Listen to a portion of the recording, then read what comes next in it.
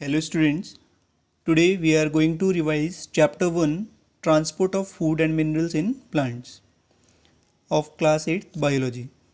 Students, you all have heard that the plants it comprises of two systems, the root system and the shoot system. Now in plants the leaf they prepare their food and the roots they absorb water and minerals. Now what do you think? Once the leaf prepare the food, does it keep that food with itself only? No. The food which is prepared by the leaf is transported to all other part of the body. In the same way, the roots, once they absorb water and minerals, it does not keep that water and mineral with itself. It transports that water and minerals to the required parts. So, transportation is a very important process to carry out certain functions in the body of the plant.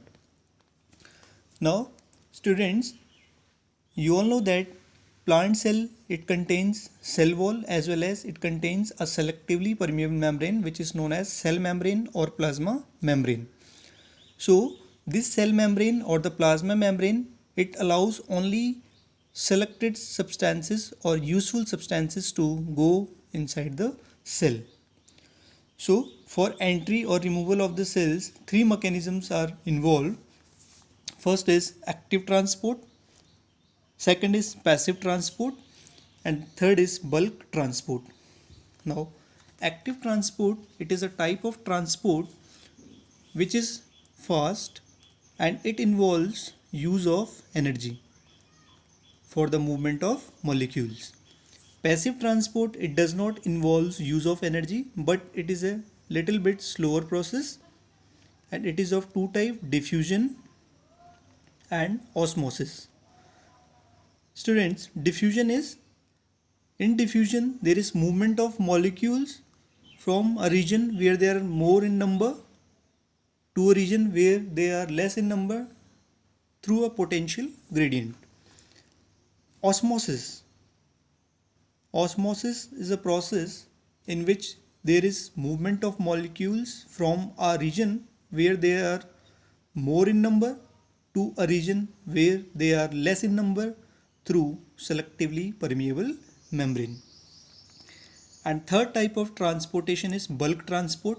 In bulk transport what happens? There is exocytosis and endocytosis. Exocytosis means there is exit of substances from cell into the external environment, and endocytosis means there is entry of substances from outer environment into the cell. Now students, the transport system in plants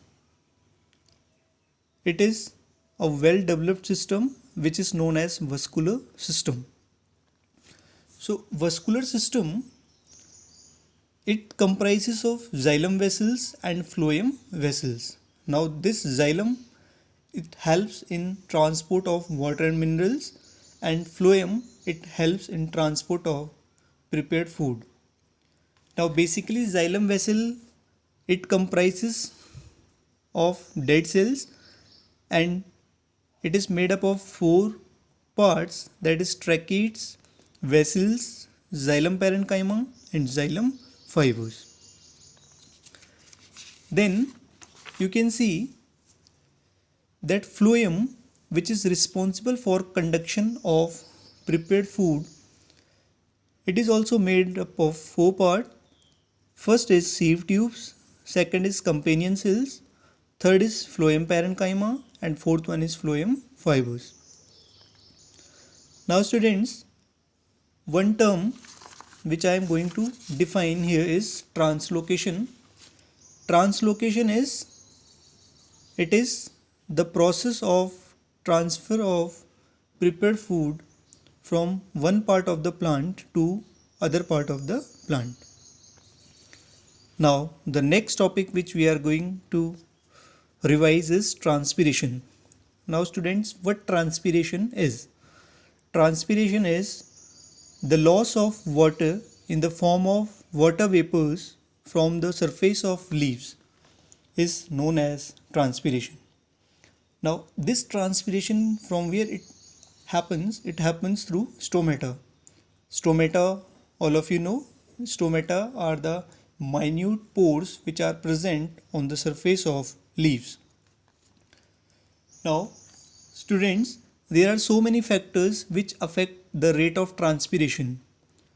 Some of these factors are time of the day. So stomata, they remains open during the daytime and they get closed during the night time. Temperature. So if temperature is higher, the rate of transpiration is higher, and if temperature is low, the rate of transpiration is low. Humidity. On a humid day means a day where the amount of moisture in the air is already high. So on a humid day, the rate of transpiration is lower because the air already contains lot of moisture. Light. See, light increase the rate of transpiration. With increase in the intensity of the light, the rate of transpiration, it also increases. Wind. Students, wind, as the speed of the wind it increases, the rate of transpiration also increases. As you have seen, our wet clothes, they get drier in the higher wind.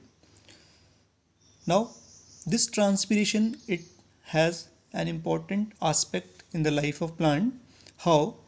It produces cooling effect and it helps in movement of water from roots to upwards of the plant. Now students, next what we are going to revise is nutrients required by plants. So students, as you need food for proper growth and development of the body, in the same way the plants, they also need certain nutrients for the proper growth and development of the complete plant body. So why do they require nutrients? To grow well and to maintain their functional efficiency. Plants basically require 16 main elements. 13 elements they get from soil, 2 elements they get from air, and hydrogen they are obtaining from water. So out of 13, you can see 6 of them they are required in large quantity and 7 they are required in less quantity. So the nutrients which are required in large quantity, they are known as macronutrients, and the nutrients which are required in less quantity, they are known as micronutrients. Now you can see here macronutrients. I have written here nitrogen, phosphorus, potassium, calcium, magnesium and sulfur. These are the macronutrients. Iron, manganese, boron, zinc, copper, molybdenum, chlorine. These are the micronutrients. So these 6 they are required in large quantity and these 7 they are required in less quantity. So this is a part of revision of chapter 1, and in the next lecture we will discuss exercise. Thank you.